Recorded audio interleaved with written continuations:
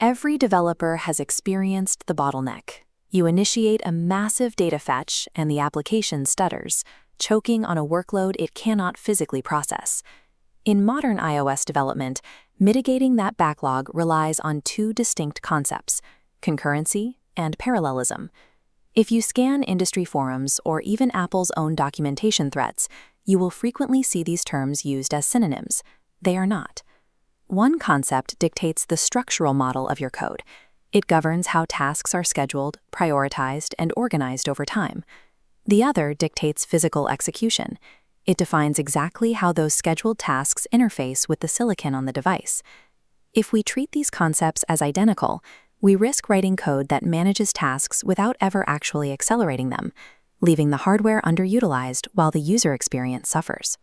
Distinguishing between task structure and physical execution provides the technical foundation for building iOS applications that scale. To understand why this boundary exists, we have to look past high-level software frameworks and examine the physical reality of a processor core. A single-core CPU operates under an absolute constraint.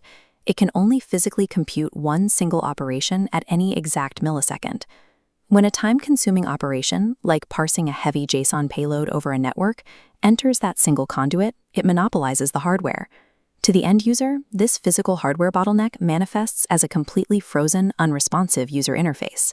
Buttons don't depress and scrolling stops.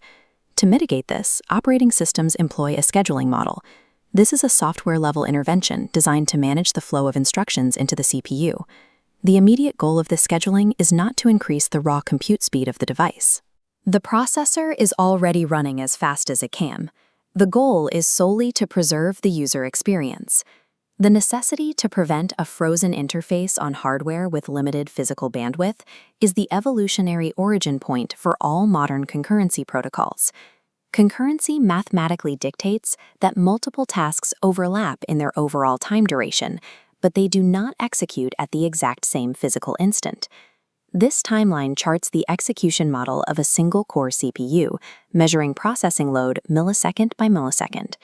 First, a data download task enters the timeline, occupying the core's total capacity. When a second, urgent task is introduced, like a UI update, the system performs a context switch. The operating system rapidly switches the processor's attention back and forth between the network request and the interface. While the data download and the UI update share the same overall calendar time, they never stack vertically. At any exact microsecond, only one task is being processed. The sheer velocity of this context switching is what tricks human perception into believing two things are happening simultaneously. This is strictly a system of task management. It organizes the work, but the hardware itself is not completing the total workload any faster. In a concurrent system, responsiveness is the primary metric of success. If the app feels fluid, the model is working. Concurrency on a single core is an elegant, structured illusion, engineered specifically to prioritize system responsiveness over raw processing power. Software scheduling tricks can only take an application so far. Eventually, performance requires the brute force scaling of physical hardware. Modern Apple silicon abandons the single-core constraint entirely, embedding multiple physical CPU cores onto a single chip. This introduces true parallelism, the physical execution of multiple tasks at the exact same millisecond. When we expand our timeline diagram to account for this hardware, the execution model splits into parallel tracks. Now, an intensive process, like decoding an ultra-high-definition image, is assigned to the first dedicated hardware core. A second heavy image decode is simultaneously handled on the second core. There is no context switching required. Unlike the sliced alternating timeline of the concurrent model, these processes physically stack. Two distinct operations are completed in the exact same vertical slice of time. Here, the metric of success is throughput, the total volume of actual work the system can finalize within a strict time frame. Parallelism abandons the illusion of multitasking. It is a hardware-bound reality dedicated entirely to maximizing speed and data throughput. Translating these abstract CPU models into your actual codebase requires understanding exactly what your daily iOS frameworks are designed to do. If we map the standard iOS toolchain onto a matrix divided into structural concurrency and execution parallelism, developer assumptions begin to clear. The modern Swift async await syntax belongs on the structural side. It defines the points where a task can be suspended and resumed, which is a logic of management, not simultaneous execution. Grand Central Dispatch, long treated as the standard for adding speed, also maps to concurrency. GCD is a high-level API that queues and manages task order. It directs traffic. But queuing tasks is an administrative function, not a strict guarantee of simultaneous hardware execution. NSO Operation Queue joins it on the left side, providing another layer of structural management and dependency tracking. To achieve the right side of the matrix, true parallelism, the system must deploy low-level physical multithreading, spinning up distinct threads across separate hardware cores. Utilizing GCD or async await does not inherently force parallel execution. It organizes your code so that the operating system can utilize parallel hardware, provided it is currently available. Moving from writing functional syntax to designing a robust system architecture requires a shift in how you evaluate these tools. The definitive rule for separating these concepts professionally is straightforward.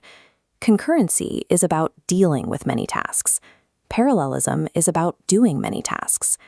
Dealing with tasks is pure logistics. It is the role of a traffic cop, meticulously routing network calls and data parses so the main thread never deadlocks. Doing tasks is raw horsepower. It is the application of multiple engines burning through computational data simultaneously to shorten load times. They are separate functions, but they share a symbiotic relationship. Precise structural concurrency creates the safe, well-organized runway required for raw parallelism to take off. Internalizing this dichotomy is the threshold that elevates an iOS developer to a true systems architect. When executed correctly, the result is a perfectly optimized modern iOS application that operates smoothly under heavy load. In the structural layer of this application, async await handles context switching, ensuring that as new data streams in, user scrolling remains fluid. Simultaneously, in the execution layer, background threads are physically processing complex database queries across multiple independent cores. Achieving this state requires optimizing for responsiveness and throughput as distinctly separate independent variables. The final result is an optimized application completely unbound by physical single-core constraints, flawlessly scaling with the available hardware. True engineering efficiency isn't about choosing between concurrency and parallelism. It relies on knowing exactly which hardware reality or software illusion your system requires at any given millisecond.